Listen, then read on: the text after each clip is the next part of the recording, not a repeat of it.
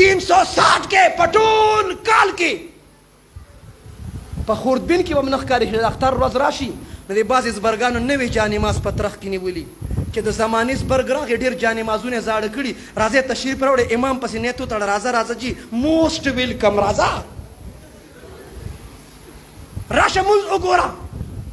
ویقیمون الصلاة د دې مصداق اول عمر رضی الله عنه دی وایي څوک دی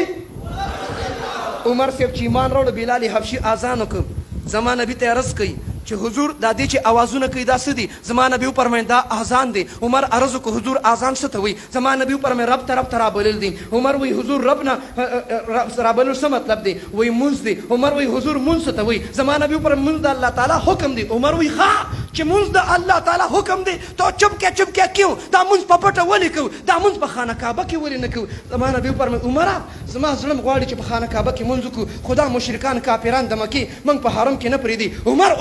عمر کې جلالو راغی د خانه کعبې په درشل اور چوکاټ باندې ودرېد صدای بلند کړه یا اهل المکه یا اهل المشرکین او مکې والو مشرکانو که څوک خپلې ښځې کنډول غواړي خپل بچي یتیمان کول غواړي خپل ځان ټوکړې کول غواړي عمر به علی الاعلان په ښکاره باندې حرم کې مونځ کوي که څوک یې منې کوي را دې شي منې دي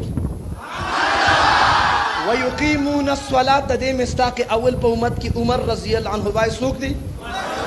اولی بنی مصلی رسول دی په مصلی باندې مونځ کو مسجد نبوي دی شهر مدینه د پیغمبر منبر سره خوا کې سحر جمع ته مخکې شو قرت یې شروع که توجه کله چې قرت شروع که مونځ ته ولاړ دی پهله سب کې ابو لؤلؤ فیروزی داریدار خنجر را مخکې شو عمر صاحب په خنجر باندې و عمر صاحب لړکړاته چې راپرېوته نو عبدالرحمن ابن عوف او شاته نور صحابه هغې راوچتو چې کله یې راوچتو عمر صاحب اواز وکړه عبدالرحمن ما پرېږدوه زه دومره قیمتي نه یم څومره چې مونځ قیمتي دی پهله مونځ پوره که بیا به ګورو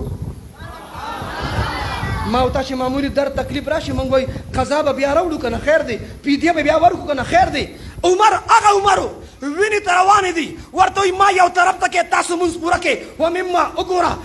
ومما رزقناهم ينفقون د متقیانو دریم صفت دا دی چې د الله په لار کې خرج کوي بې درې خرج کوي کم خرج کوي بیا وایي چې ما دا بې درې کم ځای راکړو وګوره جلالین شریف وګوره جلالین بابا وګوره خرج نفلي خرج صدقات مسجد مدرسه خانقاه تبلیغي مرکز جوړول غواړي که نه غواړي فقراو مسکینانو باندې خرج پکار دی که نه دی پکار راځئ ومما رزقناهم ينفقون ومما د هغه مال نه رزقناهم الله چې موږ ورکړي هم دوی ته ينفقون خرج کوي بې درې خرج کوي د دې خرج مصداق اول په امت کې تم خرج کې زم خرج کوم تاسو ټول به خرج کوئ لیکن په اعلای کلمت الله د پر د الله په دین باندې په خرج کې د دې مصداق اول وایي عثماني غني دی څوک دی اولی بني غني اسې غني نه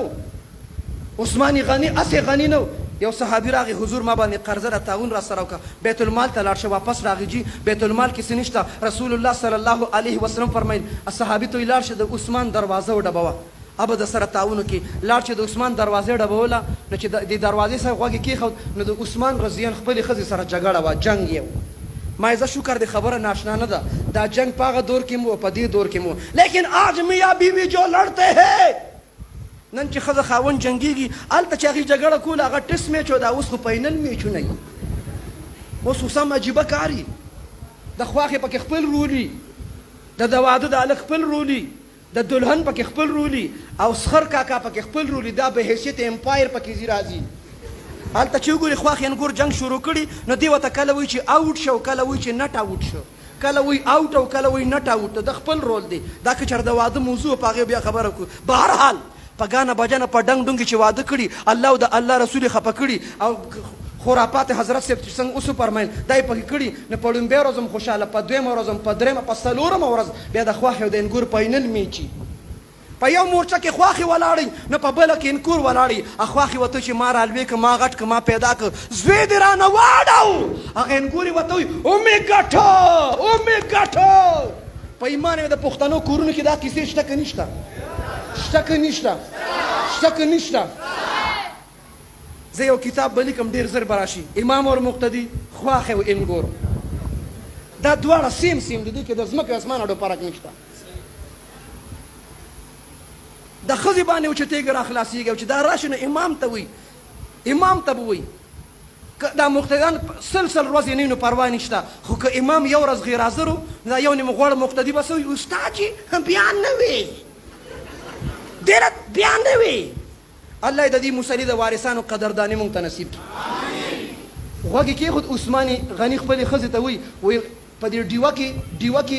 لاټین کې چې دا باتی ډېر اوچتی نو تیل ډېر خرچ کېږي او کله چې دا باتی پکې ښکته پرېږدي تیل کم خرچ کېږي نو عثمان غني ښځې ته وایي دا باتی ښکته ساته چې تیل ډېر نه خرچ کېږي همداسې ده ما نه دی لیدلی باتی ما صرف کتاب کتلی لاټین کې چې باتی اوچتی تیل ډېر خرچ کېږي دې زړه کې وایي چې کور کې ښځې سره په تیلو جنګ دی او پیغمبر ده پسې راولېږلم دروازه وړه بوله روت څنګه راغلی وی نبی را لېږلم د تعاون ضرورت دی دا یې ونه وی چې سونه پکار ده چاندي پکار ده دینار دراهم پکار دی اشیا یې خور دی نوش پکار دی کور ته دن نشه د کپړې تیلې و هغې ته به یې خیمیانه وي پخوا به په تیلې کې اشرفې وي دم کر اس کې هات مې دے دیا چې هغه تیلې ورکړه دا صحابي ورته وایي څه دې راکړه وایي تاله مې په دې تیلې کې 300 دیناره درکړه څو دیناره مشهور قول دا دی چې دینار یو توله سونه او غیر مشهور قول دا دی چې دینار 3 تولې سونه اسې 300 تولې سونه نن به څوک جومات له ورکي مدرسې له به ورکي جومات پرېږده ښځې له څوک نن سبا نه ورکوي وایي ما سره د مینه که سونې سره د مینه ده پرېږدوه سونې نه څه غواړې زه دستیاب یم بهرحال دې ورته وایي چې تا ماله 300 وایي خپل لاندې مې ځمکه لاړه حیران شو ما ته چې اوس د ښځې سره په تیلو جنګ ما له 300 دینار راکړي و عثمان غني راته وایي وایي ښځې سره مې جنګ ځکه چې د هغې تپوس به الله تعالی زما نه کوي او تا سره چې ما کوم تعاون وکړو د دې تپوس به زه د الله نه کوم ته چې مدرسې له ورکې مسجد له ورکې قاري صاحب له ورکې مولانا صاحب له ورکې شیخ صاحب له ورکې دا تا الله له ورکړي د دې تپوس ته د الله نه کوه ومما رزقناهم ينفقون د دې مصداق اول وایي عثمان غني دي څوک دي څلورم مصداق والذین یؤمنون بما انزل الیک وما انزل من قبلک وبالآخرة هم یوقنون دې کې فقاهت ته سمجھ ته فهم ته علم ته اشاره ده اور په علم کې زمانه دی فرمایل انا مدینة العلم زه د علم ښار یم دروازې څوک دی دروازې څوک دی زه د علم ښار یم دروازه